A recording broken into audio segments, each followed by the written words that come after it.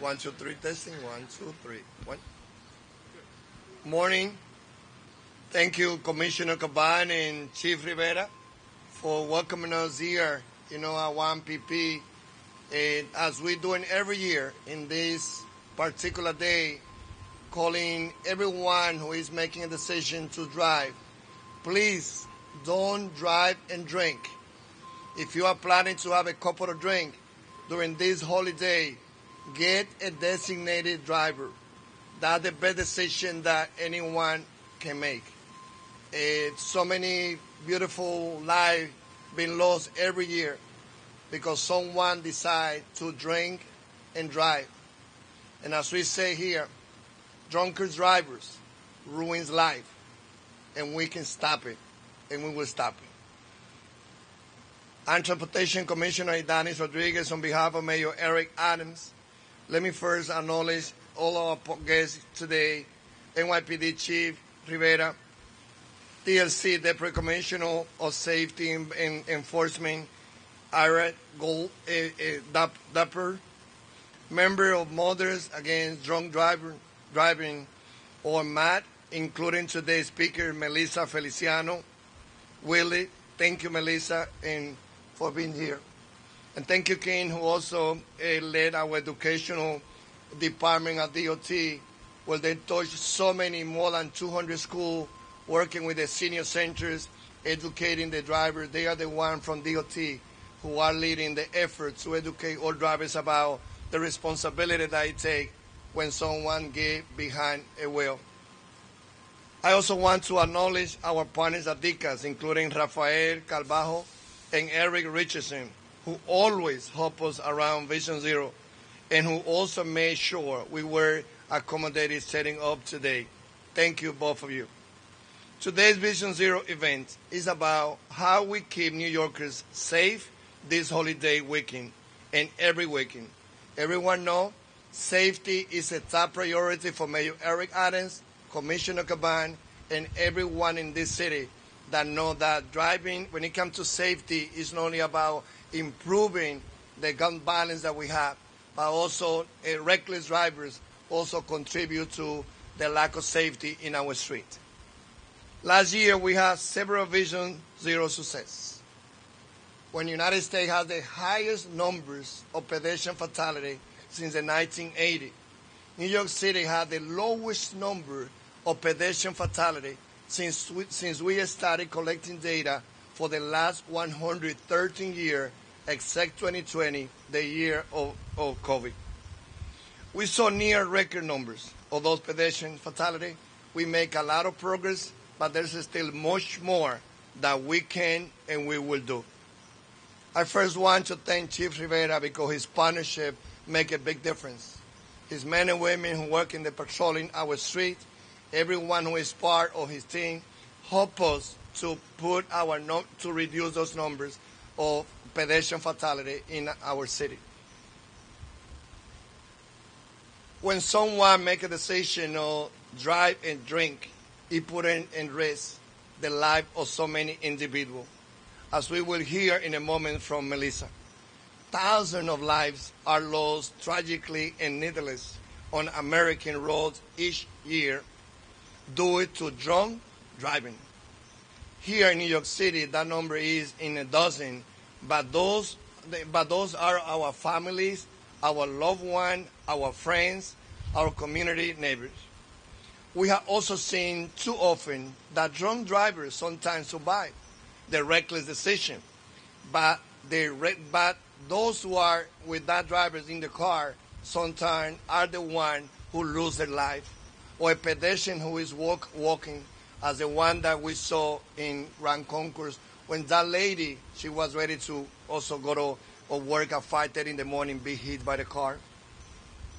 The lives drunk drivers ruin can be passenger in other cars, or as in common in New York City, pedestrian or cyclists on our street.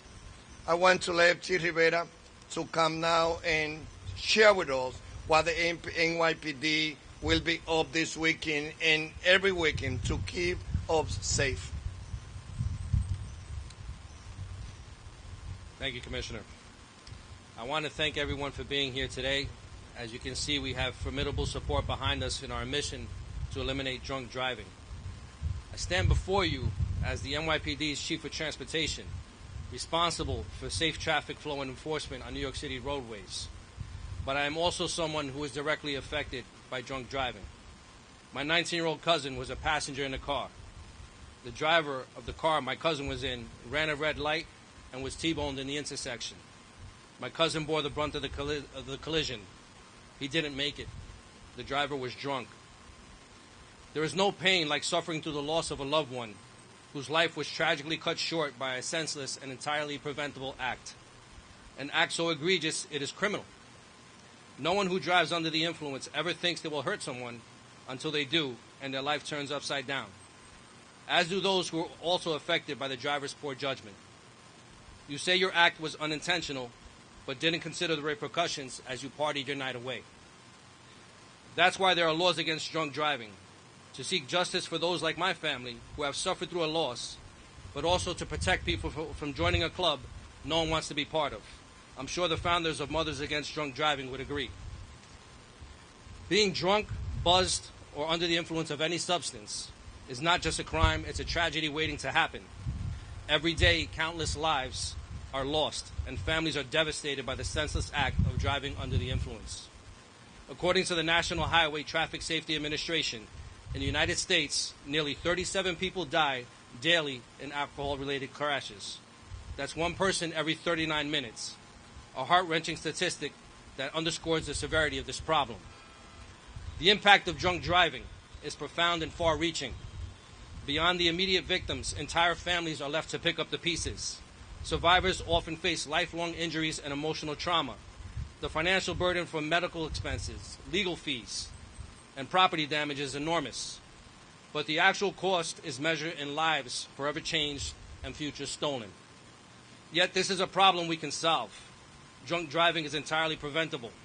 It begins with each of us making the right choice. If you plan to drink, plan ahead, or you are planning to fail. Use a designated driver. Call a cab or a ride-sharing service. If you see someone about to drive drunk, step in. Offer them a safe alternative. Your actions can save lives. Suppose you choose not to be responsible. If you decide to be a criminal and drive drunk or buzzed, know that the NYPD's commitment to keeping the road safe is unwavering. We will continue to enforce the law with sobriety checkpoints, increased highway patrols, and every resource at our disposal.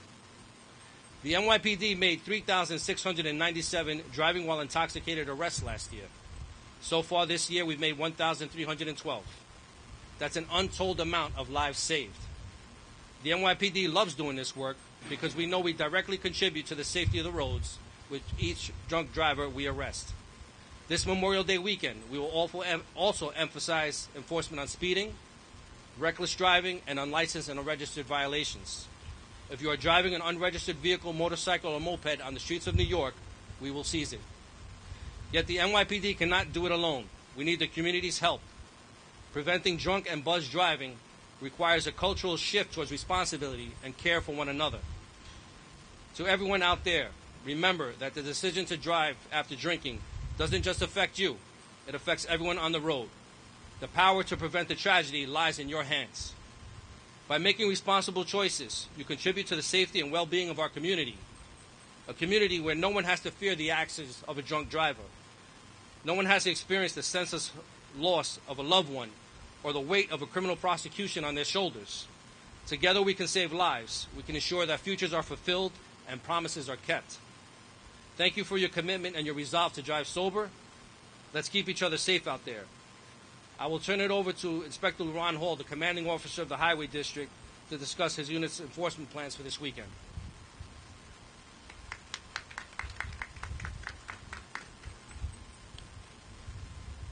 Good morning, everybody. For the Memorial Day weekend, which is the unofficial start of the summer season, the department will be highly focused on public safety, which includes, but is not limited to, ensuring the safety of the motoring public. The Highway Patrol will be conducting enforcement operations targeted at individuals who drive while intoxicated, who drive recklessly, and who speed. We will also conduct motorcycle enforcement. As we know, individuals tend to ride these types of vehicles during this weekend annually. Additional officers will be deployed for this purpose with the goal of keeping the motoring community and pedestrians and cyclists safe. Educating the public is always part of our highway safety strategy. Visit our social media platforms for traffic and motorcycle safety tips. We ask that you drive safely, defensively, and don't drink and drive. Please have a safe and enjoyable Memorial Day weekend. Thank you.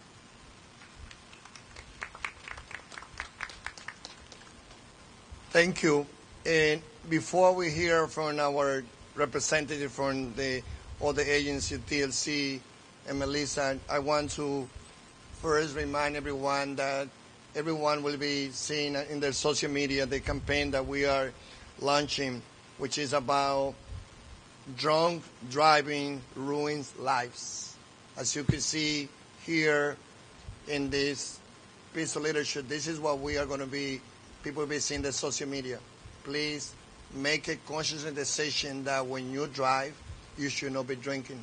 And if you expected to have a couple of drinks, get a designated driver. The second reason we are here today is also to speak about an effort to pass a bill in Albany, where we have great friends in the Senate and the state. This is about the renewal and expansion of our red light camera. And before that, I also want to acknowledge Erin, who is also our Director of Vision Zero at DOT, and also Rick Rodriguez, who also is in charge of intergovernmental.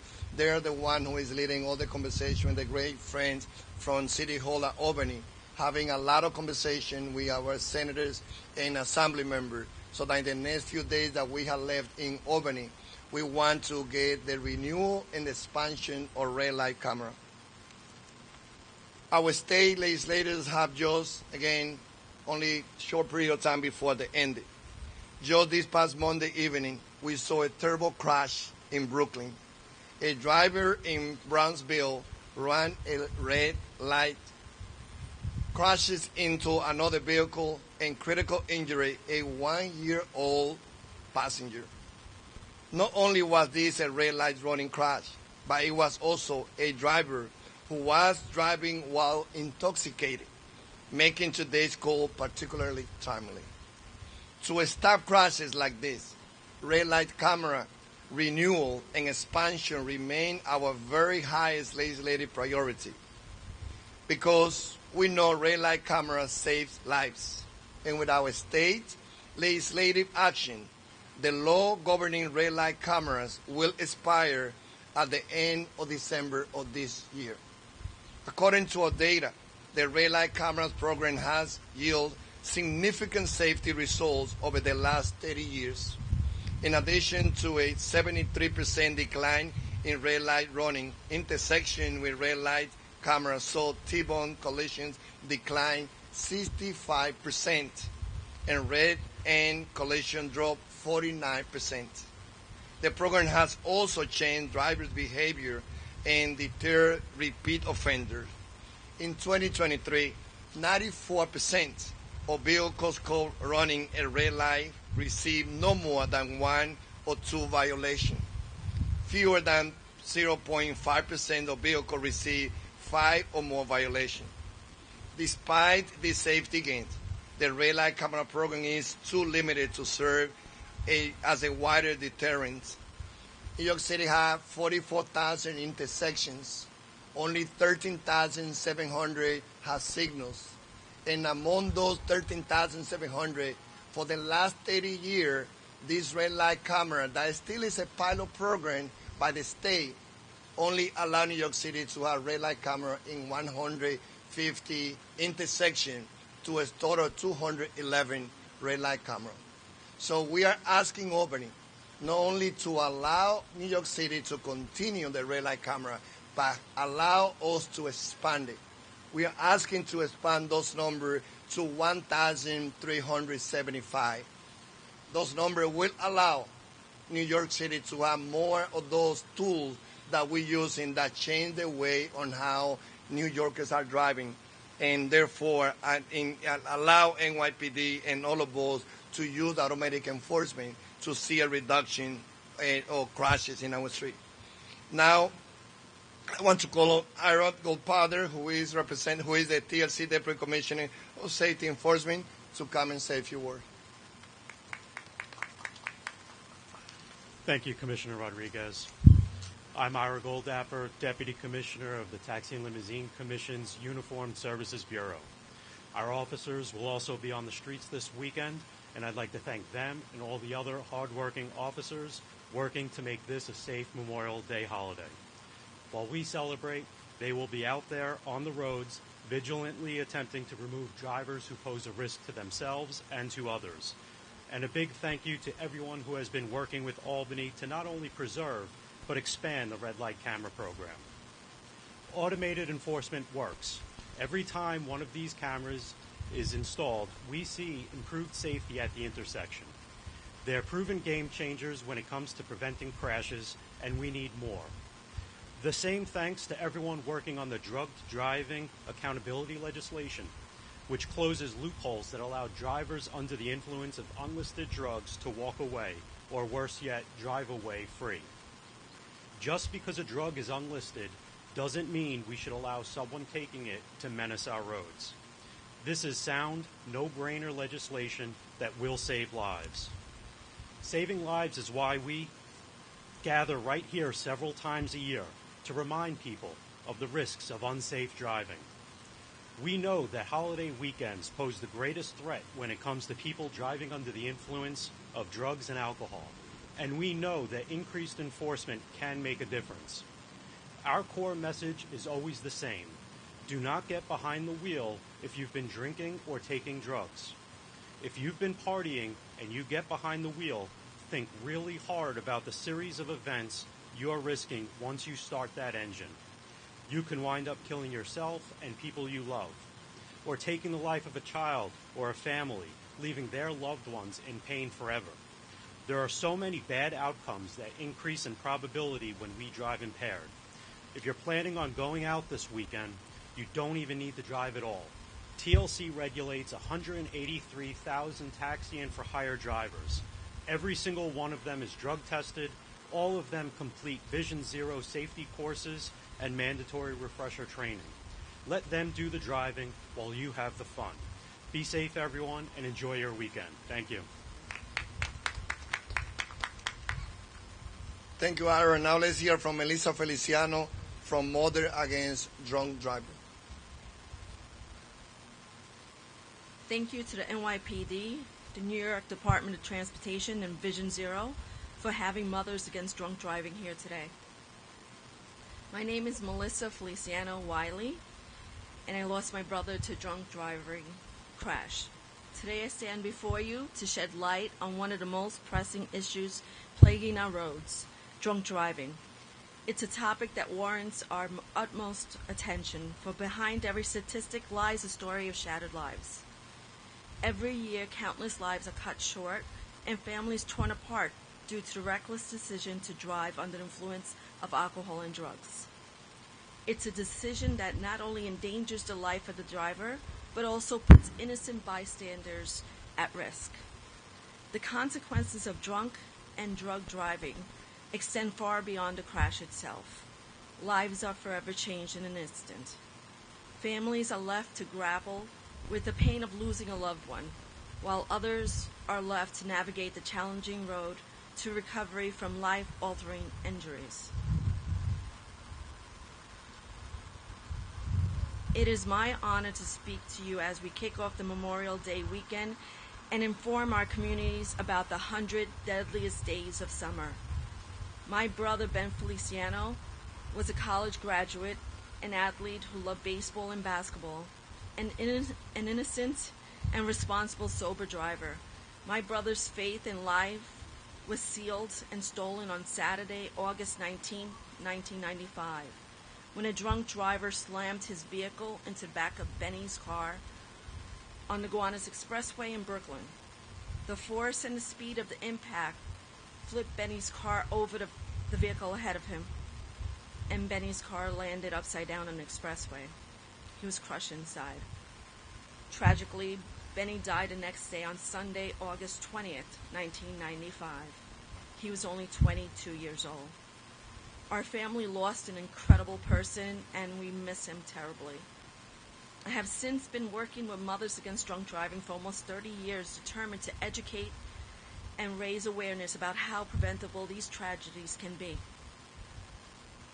I've been advocating with MAD for stronger laws, such as the federal law lowering the legal BAC level of drunk drivers.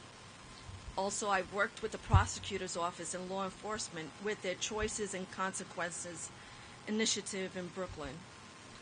I continue to work with local elected officials to lobby for new standards to prevent such alcohol-related crashes by requiring new vehicles to be equipped with advanced drunk and impaired prevention technology. Unfortunately, this standardized technology is not on the roads yet.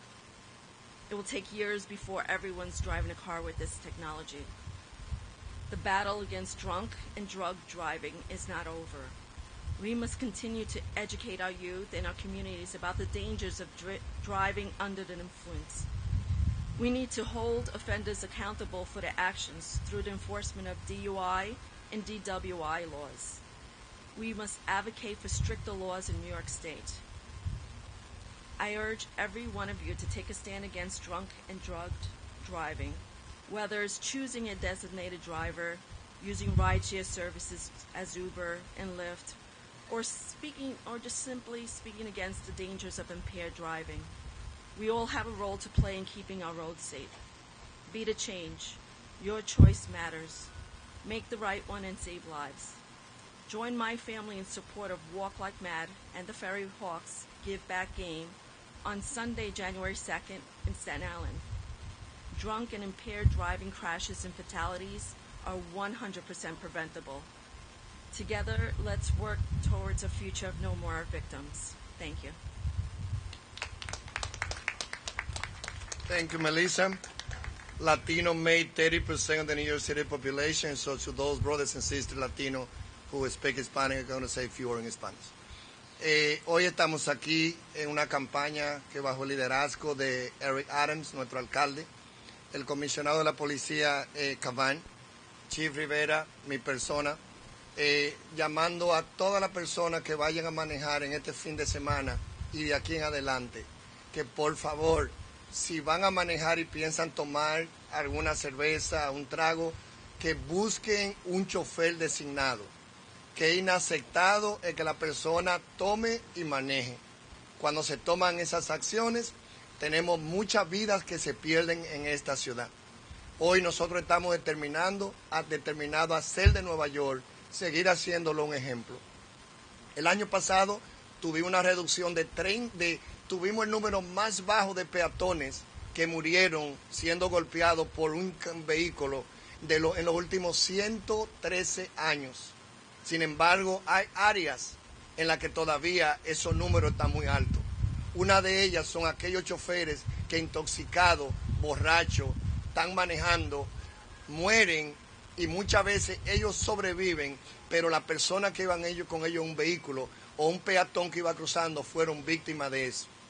El último caso fue el niño que murió en Brownsville, de 1 año, producto de un chofer que se fue a una luz roja y que también estaba intoxicado.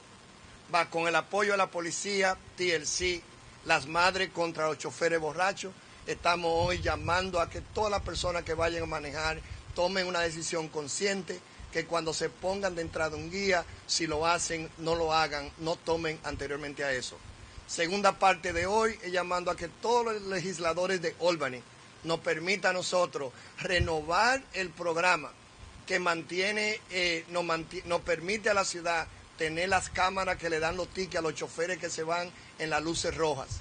En diciembre se vence el programa, le estamos pidiendo que nos ayuden a renovarlo y que además de eso nos permitan incrementar las cámaras de 150 lugares a que se nos permitan tenerlo en 1,375 lugares. With that, ready to take any question?